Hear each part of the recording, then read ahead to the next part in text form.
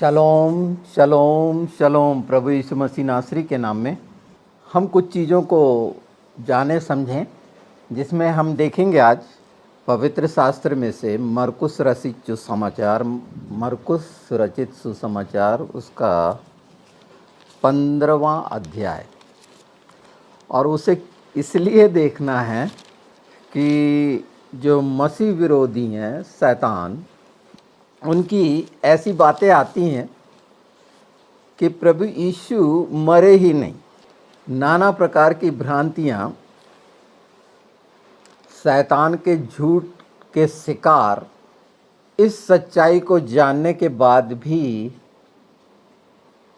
बेशर्मी शैतान की कैसी है, कितने जटिल हो गए हैं ये, उस गंदी मानसिकता में जहाँ उनको इतने झूठे आश्वासन दिए गए हैं। बड़े ज्ञानी बनते हैं, बहुत छोटी छोटी ग्रामर और ये वो, और तमाम झूठ से भरा उनका वो किताब, उतारी हुई किताब बोलते हैं। क्या उतारी हुई? नकल उतारी हुई बोल सकते हैं उसको, कि उसमें से कुछ नकल चुराई हुई, उतारी हुई बोलते हैं।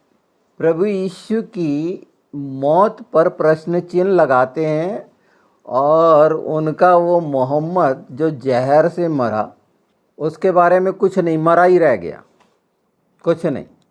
जो ये बोलता है कि मेरा खुद निजात का पता नहीं, मैं तुम्हारे लिए कुछ नहीं कर सकता, ये लाइन शायद भूल जाता है शैतान या उसको मानने वाले। ये इतनी छोटी बात है जहाँ जिसको ये सोचिए ना, वो उसकी एक बार एक डॉक्टर सैमसन हैं, शायद अब नहीं रहा है वो, अमेरिकन थे, उनकी वो मोहम्मद की फ़ोटो कितनी भयानकतम है, इसीलिए वो सामने नहीं लाते। सब दांत टूटे हुए, और वो दांत टूटने का भी कारण पता है, वो युद्ध में, है ना।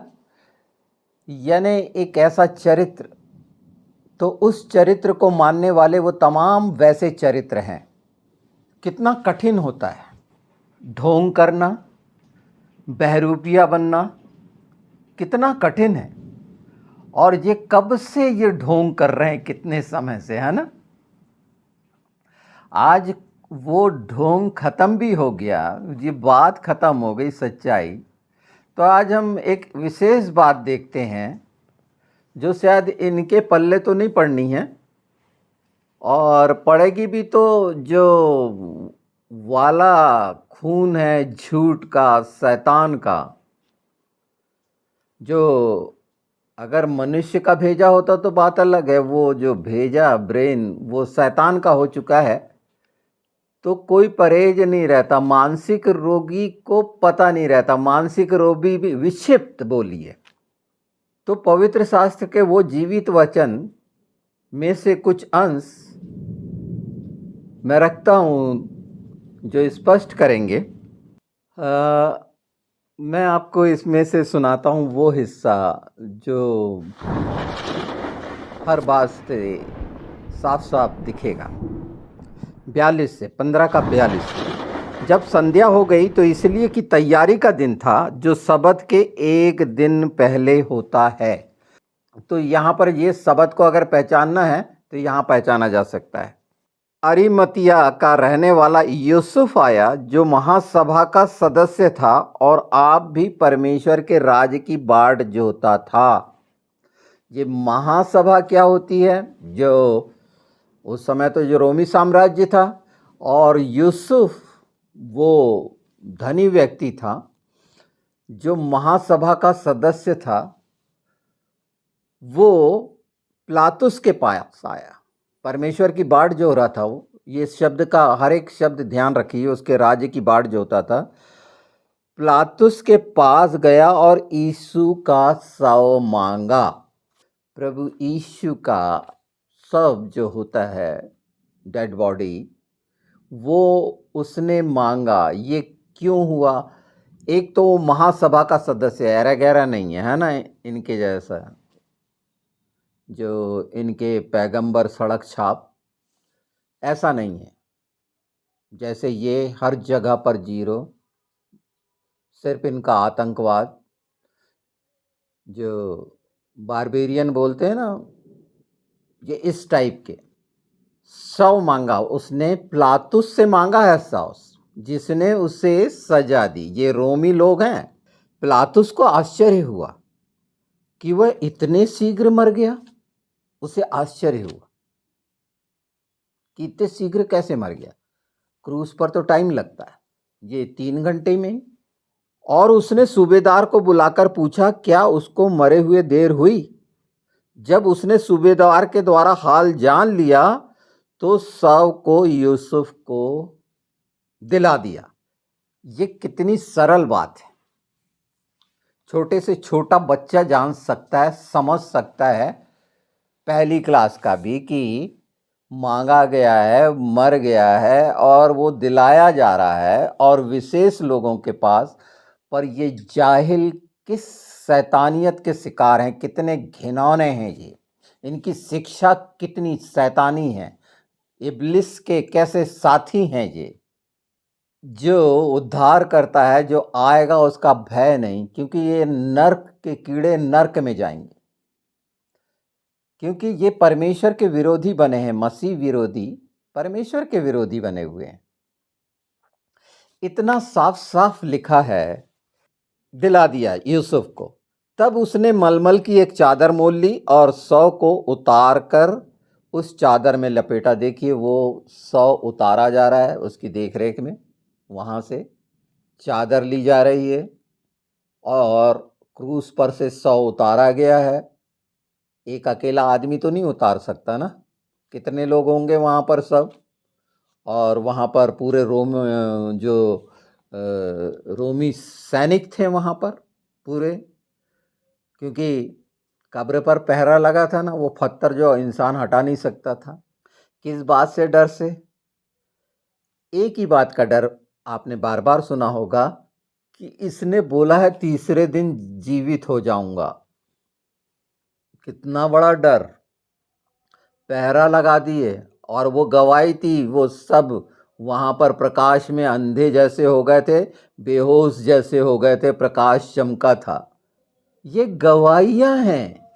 उसके बाद 40 दिन दिखना, लोगों के सामने स्वर्ग पर उठाया जाना, उतने दिन प्रश्न चिन्ह शरीर के लगाते हैं, बातें रूहानी करेंगे, आत्मा के बारे में मालूम ही नहीं कुछ, न उनके अल्लाह का आता पता कि वो कैसा है क्या है। बेटे का इनकार करेंगे, चींटियों जैसी की बात बताएंगे, चुरा चुरा के सुलेमान का बताएंगे। इतना गंदा और झूठ है कि सुनना भी नहीं चाहिए। पर ये प्रश्न आ जाते हैं क्योंकि मसीह भाइयों से इस तरह की ये बदतमीजी करते हैं, खुद के बारे में पता नहीं, अरबी पढ़ना आता नहीं, अच्छे से जानकार नहीं, पर बात करेंगे वो सब। तो ये मसीह विरोधी हैं। इनमें से कई छुटकारा पा रहे हैं जो सचमुच में प्रभु को स्वीकार कर लिए हैं। पर यहाँ पर जो हो रहा है, उसे चादर में लपेटा और एक कब्र में जो चट्टान में खोदी गई थी रखा। पहले से चट्टान में खोदी हुई कब्र पे रखा गया है। वो जो आप देखते हैं वहाँ पर कब्र खाली है, वो यूसुफ की है। अपनी लिए उसने, वो धनी था, धनी लोग चट्टान पर कब्र खुदवाते थे और उसको पैक कर देते थे, और वही किया गया था। उसने अपनी कब्र दी थी यूसुफ ने। ये सब बातें प्रमाणित हैं एक एक। पर यहाँ वो मरा था, ये साबित है। तो ये झूठे जो हैं लोमड़ियाँ, ये साबित होता है कि यहाँ पर भी कुछ वो देखने लगेंगे। सोचिए, मैं उनको जवाब नहीं दे रहा हूँ, क्योंकि मैं जानता हूँ कि शैतान के हाथ में जो पड़े हुए हैं उनके क्या हश्र होने हैं। अपने मोहम्मद के लिए बोलेंगे तमीज़ से बात करो, और प्रभु यीशु जो इनका बाप का बाप इनके कुरान में जो दिया, मैं तो उसको मानता ही नहीं। खैर, उतारी हुई, चोरी की हुई बोलने में शर्म आती है। चोर ने चोरी की और सब खुल रहा है, उसके बाद भी आपको हक है, आप सच्चाई जानिए। पर गंदगी से भरा हुआ अगर मन है, परमेश्वर की सच्चाई जानिए ना आप, सृष्टि रचयिता की सच्चाई जानिए। आप कौन होते हैं कि अल्लाह, जो संसार को बनाने वाला परमेश्वर है, तुम्हारा अल्लाह जो है वो परमेश्वर नहीं हो सकता ना, क्योंकि इसको तो आता ही पता नहीं है। वो तो तुम्हारा मोहम्मद ने जो सुना सुनाया है रोमन कैथोलिक क्रिश्चियन से, यहूदियों से, वो बता दिया है। आसपास का संसार में और क्या जानवर होते हैं उसको थोड़ी पता, उसको कौन कौन से फल होते हैं ये भी तो नहीं मालूम, और तुम्हारी किताबों में इसका वर्णन भी नहीं है। तुम वो उसके लिए ढूंढोगे फिर बाइबिल और उसको जोड़ोगे कहीं कहीं से, उस मरे हुए को जीवित पवित्र शास्त्र में घुसेड़ने की सोचोगे कि कहीं पर पहुंचा दें यार, कहीं तो मिल जाए। बदल जाओ। अब वो तुम्हारे जितने ये षड्यंत्र और करते थे, दुनिया भर की चीज़ों का इस्तेमाल, जो तुम्हारी घिनौनी आदत है छिप छिप के करने की, बहरूपी है, मतलब तुम्हारा कोई अस्तित्व भी नहीं है। तुम्हारा ना कुछ मॉरल है, न तुम साहसी हो, तुम बुज़दिल, डरे हुए, घिनौने, कैसी योजना बनाकर लोगों के साथ क्या क्या कर रहे हो। तमाम कारनामे तुम्हारे घिनौने जानवरों वाले हैं, और सच्चे खुदा को झूठ ठहराते हो। तो इसमें से जो सुन रहे हैं वाकई में उनको लगेगा, और लगना भी चाहिए, कि तुम्हें कोई अधिकार नहीं पहुंचता कि सच्चे खुदा को तुम उस अल्लाह से मिलाओ जिसका कोई लेना देना नहीं है। नहीं तो सच्चे खुदा को जानो, और फिर अगर तुम्हारा ऐसा कोई डिबेटर है वाकई में जो हर बात के जवाब दे सके सच्चाई से, कोई नहीं, सब भागते हैं। अपने प्लेटफॉर्म पर जरूर बोलेंगे। उन डिबेटर्स के साथ आओ ना, तुम्हारी कैसी चमड़ियाँ छिल रही हैं देखो ना, फिर भी शर्म नहीं आ रही। पहली चीज़ ये मैं बता दूं कि मैं किसी जाति धर्म की बात नहीं कर रहा हूँ, मैं मानता ही नहीं, मैं परमेश्वर के धर्म को मानता हूँ। अब क्रिश्चियन मैं इसलिए कहलाता हूँ क्योंकि मैं क्राइस्ट को मानता हूँ। तुम्हारा दिया हुआ शब्द ईसाई, मेरे उससे कोई लेना देना नहीं है, और वो तुम्हारे ईसा से भी मेरे को कोई लेना देना नहीं। वो तमाम झूठ का जितना है वो अपने साथ रखो। ये बात जान लो, ये पवित्र शास्त्र की, और वो सच्ची बात है कि वो आज हम लोग हैं, और हर घुटना, बार बार कहता हूँ, टिकना ही है, नहीं तो नाश हो जाओगे, उसको स्वीकारना ही पड़ेगा, इतनी दुर्गत होगी। इसमें कोई दिक्कत नहीं है, बोले पैगंबर है। जहाँ ये बात आती है कि खुदा का बेटा है तो तकलीफ हो जाती। क्यों होती है? तुम्हारे अल्लाह में ये काबिलियत नहीं है, पर परमेश्वर जो पढ़ने में दिक्कत होती है उसने कुंवारी से पैदा किया। समझ में आता है? और तुम तो, तुम्हारे अंदर तो साइंस भी नहीं है, नहीं तो एरिज़ोना की छिपकलियों का पता करना कि वो बिना मेल जेंडर के वो बच्चे कैसे देती हैं, कैसे हो जाते हैं अंडे फंडे, क्या होते हैं पता करो, अंडे होते हैं, बच्चे होते हैं। तुम तो इसी चक्कर के हो।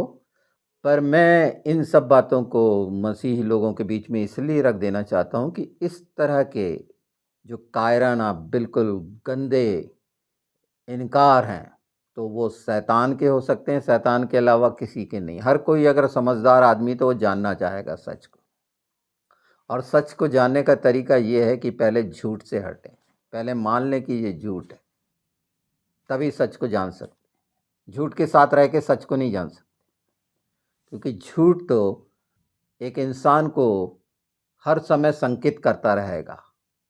और बाइबल साफ है कि झूठ का पिता शैतान है, और वो इसको मानते हैं, और वो झूठों को स्वीकारेंगे, कहानी किस्सों को स्वीकारते हैं, उनमें उनको मज़ा भी आता है, उनको आत्मा की चिंता नहीं है। पर जवाब ये है यहाँ पर, इस संबंध में नहीं कर सकते, गलत है। उस चीज़ों को करके तुम जग हंसाई कर रहे हो अपनी। और अगर तुम्हें थोड़ा सा भी अब बाकी रह गया तो इन चीज़ों को रेज मत करो। तुम्हारे पूरे के पूरे जितने पन्ने हैं तुम्हारी कुरान के, वो सब नंगे होते चले जाएंगे, क्योंकि उसमें सब इतना सबने जान लिया है, खासकर इंडियंस ने तो जान ही लिया है कि तुम क्या हो। सबत को मानने वाले ये मैं बता दूं कि पहला दिन रविवार था, क्योंकि एक दिन पहले वो तैयारी का था। वो गुरुवार का दिन था जिस समय ये हुआ, क्योंकि शुक्रवार शाम से सबत लग जाता है शनिवार शाम तक। और ये दो थे रेगुलर जो होता है, और ये विशेष फसा का सबत था। और इसीलिए कई लोगों को वो 3 दिन, और ये वही जो शैतानियत से भरे हैं उनके प्रश्न रहते हैं, 3 दिन और 3 रात कैसे हुए। तो जिसको यही नहीं मालूम ज्ञान सबत का, वहीं से चुरा के अपना जुम्मा बना लिए शुक्रवार का कि यह विशेष दिन है। केबला क्यों बदले पता ही नहीं। तो शैतानियत ने जो कुछ निचोड़ा है उसका परिणाम जी लास्ट में आ रहा है। पर जो कहा गया है, नाश होने वालों के लिए ये क्रूस की कथा नाश होने वालों के लिए, पर हमारे लिए जीवन है। जो विश्वास नहीं करते प्रभु यीशु की मारे जाने, गाड़े जाने और उसके जीवित होने का, इतनी ऐतिहासिक अद्भुत, इससे शानदार घटना न संसार में हुई, कभी न होगी, उसको मानने में दिक्कत क्यों। और हम मसीह भाई बहनों को चाहिए कि इतनी सच्चाई के साथ हैं, मजबूत हों। हमारे लिए हमने तो अपने प्राणों को देने के लिए ही रखा है कि उसकी शान में देंगे बिल्कुल, क्योंकि हम बच गए हैं। ये इनका तो नरक में जो अंजाम होना है ये भुगतेंगे। किसी का कत्ल कर देने से उसकी आत्मा का कत्ल थोड़ी हो सकता है। न्याय तो यीशु ही करेगा। यशुआ, तो अपने झूठ से हटो, अभी थोड़ा सा समय बाकी है, नहीं तो मिडिल ईस्ट के क्या हाल होने हैं और सारे संसार के क्या हाल होने हैं। जो मसीह विरोधी हैं उनके क्या हाल होने हैं, परमेश्वर ज़्यादा बेहतर जानता है। और इतने खतरनाक होने हैं जो मेरे बोलने से भी कहीं ज़्यादा। लपेटा, और एक कब्र में जो चट्टान में खोदी गई थी रखा, और कब्र के द्वार पर एक पत्थर लुढ़का दिया। देखते हैं आप, वो बड़ा सा पत्थर 8 इंच इतना मोटा, उतनी बड़ी चट्टान को वहाँ पर लुढ़का दिया, बंद कर दिया। मरियम मगदलिनी और योसेस की माता मरियम देख रही थी कि वह कहाँ रखा गया है। ये सब बातें प्रमाणित हैं कि कहाँ रखा गया। देख रहे हैं। माँ अपने बेटे को नहीं पहचानेगी, नहीं, वो दूसरा हम शकल। अरे नहीं पहचान, कितने वाकई में कितने अजीब घिनौने होते। तुम नहीं पहचानते अपने माँ बाप भाई बहन, भूल जाओगे, क्योंकि तुम्हारे को कोई लेना देना नहीं है। तुम तो कुकर्म करोगे बस। तुम्हारे लिए रिश्तों का कोई लेना देना नहीं तुम्हारी कुरान के हिसाब से। माँ अपने बेटे को नहीं पहचानेगी, वो तो छू के पहचान लेगी, देखने की भी जरूरत नहीं। जिसने पैदा किया, पता नहीं तुम्हारी माँ तुम्हें ना पहचाने, इसलिए तुम नहीं पहचान सकते, इसलिए ऐसे सवाल करते हो। तुम्हें शैतान ने कैसा बना दिया है, सोचो भला क्या बना दिया है। ये सब बातें वो जूते हैं तुम्हारे मुंह पर, कि अगर इस बात को भी समझ लो, ये जिसको तुम कलाम की बात बोलते हो, वचन की, खुदा की, तो ये वो सच्चाइयाँ हैं, इसका इनकार मत करो। ये मैं तुम्हें समझा रहा हूँ, निश्चित मैं समझा रहा हूँ। मैं तुम्हारा दुश्मन बन रहा हूँ, शैतान का दुश्मन, क्योंकि तुम अगर समझ जाओगे तो शैतान के हाथ से निकल जाओगे। तो तुम्हारा शैतान तो कभी नहीं चाहेगा कि वो इसके पीछे छिपा मेरा प्रेम तुम्हारी आत्मा के लिए कि तुम्हें बचे। जितना ज़्यादा लज्जित हो गए उतना अच्छा है। और अच्छे से अध्ययन करो, कर रहे हैं, बहुत लोग छोड़ रहे हैं, पर ये साबित करता है ये वाला हिस्सा पूरा। ये इस यीशु के रिश्तेदार नहीं था यूसुफ, है ना। पिलातुस यीशु का रिश्तेदार नहीं था, वहाँ का सूबेदार रोमी लोग तो वहाँ पर पहरा दे रहे थे। और वो भी घटना सच है ना, और उसका दिखना सच है, उसको भी तुम इनकार करते हो, कैसे हो। इतना ज़्यादा अंधापन भी क्या शोभा देता है, बहुत ही ज़्यादा अंधापन बोलेंगे। और मूर्खता की तो सीमा नहीं। तो जैसा तुम्हारा वो था, शैतानियत से सीखा हुआ, जिसको जिब्राइल बोलता है, मतलब ही नहीं रहता, जिब्राइल ने बताया, वो बताएगा। जो एक मैसेंजर का काम करता है वो बताएगा। तुम्हारा खुदा है क्या जिब्राइल? तो क्यों नहीं बता पाते हो? जवाब दो ना उन चीज़ों का। पर क्योंकि तुम्हारे पास कोई जवाब नहीं है, तुमसे प्रश्न करने का भी कोई मतलब नहीं है मेरा। और अगर प्रश्नों के जवाब ही चाहिए तो एक इंसान जैसे करो, वो जाहिल जानवर शैतान के साथ रहकर वो प्रश्न करने का कोई औचित्य नहीं है। हर कोई जानता है। अब इसके बाद भी यीशु के नाम में मैं चाहता हूँ तुम्हारी दिमाग खुले, बुद्धि खुले, आंखें खुलें और देखो, पहचानो।